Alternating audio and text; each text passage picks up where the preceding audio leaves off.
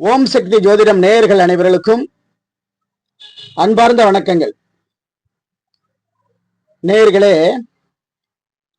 கேட்காத கடனும் போகாத உறவும் திரும்ப கிடைக்கிறது கஷ்டம்னு சொல்லுவாங்க. நேயர்களே, இன்றைய காலகட்டத்தில் பொருத்தமான வரன்களை தேர்ந்தெடுக்கிறதுல நிறைய குழப்பங்களை பெற்றோர்கள் சந்திக்கிறத நாம பார்க்கிறோம். இன்னைக்கு மாறுபட்ட கலாச்சாரத்துல ஒருத்தருக்கு ஒருவர் விட்டு கொடுத்து புரிந்து கொண்டு எத்தனை பேர் வாழுறாங்க? அந்த காலத்துல பொண்ணு யாரு மாப்பிள்ளை யாருன்னே தெரியாம எல்லாம் கல்யாணம் நடந்திருக்குது. அன்னைக்கு காலகட்டம் வேற, இன்னையோட நிலைமை வேற. பார்த்து பார்த்து செஞ்சு வைக்கிற கல்யாணமே இன்னைக்கு சரியான புரிதல் இல்லாம நிறைய தம்பதியர்கள் பிரிஞ்சு போறத நாம பாக்குறோம். இதுக்கெல்லாம் என்ன காரணம்? உண்மையான காரணம் என்ன அப்படின்னா, அவசர அவசரமா ஒரு முடிவு எடுக்கிறது தான். சரி, எல்லாருமே பிரிஞ்சு போறாங்களா அப்படின்னா இல்ல, கண்டிப்பாகவே இல்லை. சரி, இணை பிரியாம அவங்க வாழ்றதுக்கு என்ன வழி அப்படின்னு கேக்குறீங்களா? நீங்க தான் பொண்ணுக்கு செவ்வாய் 4 இருக்கு 8 இருக்குன்னு யாரோ சொல்றத வச்சு நல்ல நல்ல பொண்ணுங்களே கழிச்சிடுறீங்களே.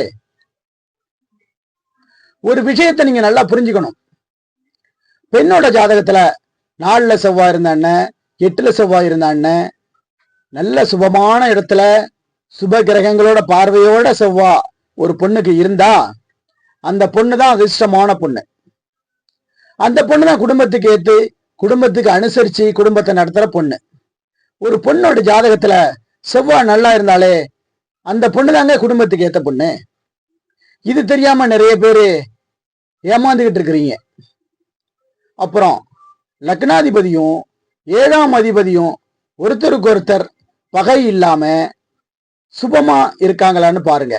லக்னாதிபதியும் 7ஆம் அதிபதியும் அருகருகே இருந்தாலே உங்க குடும்பத்துல உங்க குடும்பத்தை அருமையா வழி நடத்தி போற ஒரு நல்ல மருமகள் கிடைப்பாங்கன்னு அர்த்தம்.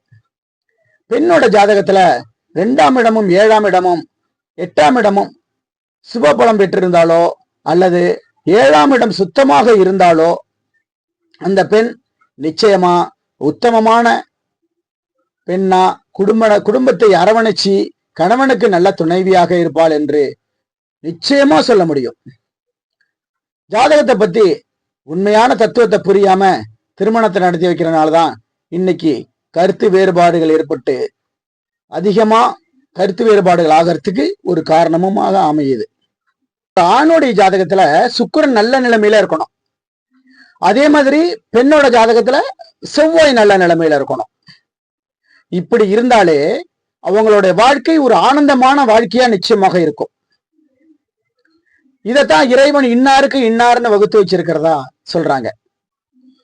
நன்றி நேயர்களே. முடிஞ்ச வரைக்கும் லைக் பண்ணுங்க, ஷேர் பண்ணுங்க, சப்ஸ்கிரைப் பண்ணுங்க.